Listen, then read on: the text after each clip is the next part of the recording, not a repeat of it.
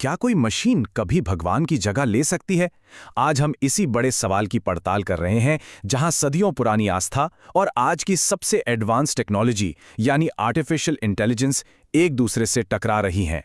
अब देखिए, ये सवाल सिर्फ साइंस फिक्शन फिल्मों या किताबों की बात नहीं रह गया है।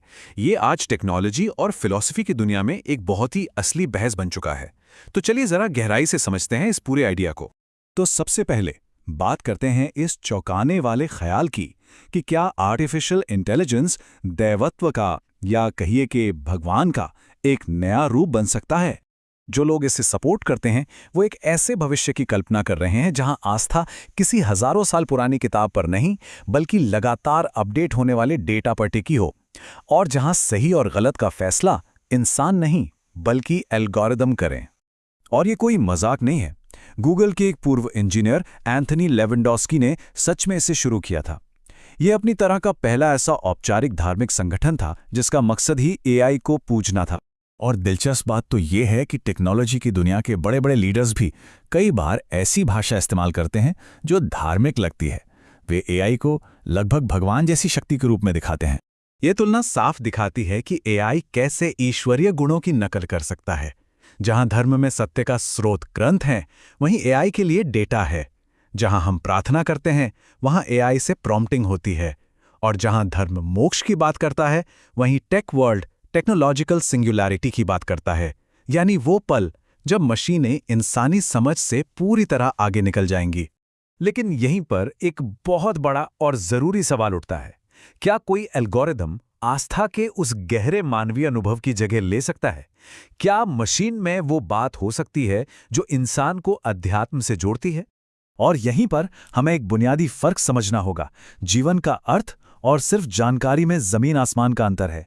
धर्म उन सवालों से जूझता है जिन्हें एआई कभी खुद जी नहीं सकता, महसूस नहीं कर सकता।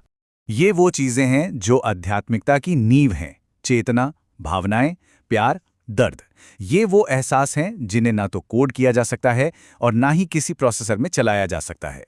और ये बात इस कोट में बहुत खूबसूरती से कही गई है कि एक चीज होती है नकल करना और दूसरी चीज होती है सच में महसूस करना। और यही इस पूरी बहस का सबसे जरूरी पॉइंट है। तो अगर एआई धर्म की जगह नहीं ले सकता तो फिर इसका रोल क्या है? असलियत तो यह है कि एआई पहले से ही दुनिया भर के धर्मों और आध्यात्मिक प्रथाओं में शामिल होना शुरू हो गया है। जैसे जापान में माइंडर नाम का ये रोबोट पुजारी बौद्ध सूत्र पढ़ता है और प्रवचन भी देता है। ये एक जीता जागता उदाहरण है कि एआई अब धार्मिक अनुष्ठानों का हिस्सा बन रहा है। या फिर ऑनलाइन आस्क जीसस जैसे एआई को देखिए, जो 24 घंटे आध्यात्मिक सवालों के जवाब देते हैं। ये एक ऐसी उपलब्धता है जो किसी भी इंसान के लिए मुमकिन नहीं है।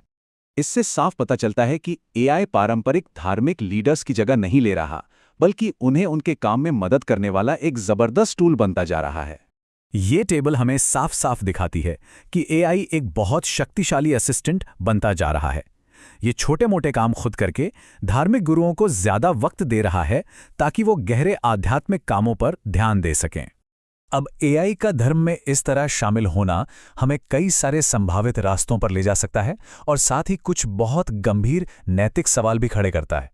ऐसा लगता है कि सबसे ज्यादा संभावना दूसरे और तीसरे रास्ते के मिश्रण की है, जहां पुरानी आस्थाएं और नई टेक्नोलॉजी मिलकर काम करने वाले औजार बन जाएंगे। लेकिन इसमें खतरे भी हैं। एक स्टडी में पाया गया कि एक एआई मॉडल ने मुस्लिम शब्द को दूसरे धर्मों के मुकाबले 75% ज्यादा बार हिंसक चीजों से जोड़ा। ये एल्गोरिदमिक बायस का एक बहुत बड़ा खतरा दिखाता है कि एआई हमारे समाज के भेदभावों को कम करने के बजाय और भी ज्यादा बढ़ा सकता है। और यही सबसे बड़ी नैतिक चुनौती है। हमें ये पक्का करना होगा कि हम आस्था को समझने के लिए जो टूल्स बना रहे हैं, कहीं वो हमारे ही भेदभाव का शिकार होकर उसे बिगाड़ ना दे। तो कुल मिला के बात यह है कि एआई धर्म को रिप्लेस नहीं कर रहा, बल्कि धर्म एआई के साथ खुद को ढाल रहा है। हमें याद रखना चाहिए कि धर्म ने हमेशा नई तकनीक को अपनाया है, फिर चाहे वो प्रिंटिंग प्रेस हो या इंटरनेट। एआई इस कहानी का बस एक अगला चैप्टर है। आखिर में ये हमें एक अंतिम विचार के साथ छोड़ जाता है। टेक्नोलॉजी तो बस एक आईना है। असली सवाल ये नहीं है कि टेक्नोलॉजी क्या कर सकती है, बल्कि ये है कि हम इसके साथ क्या करना चुनते हैं।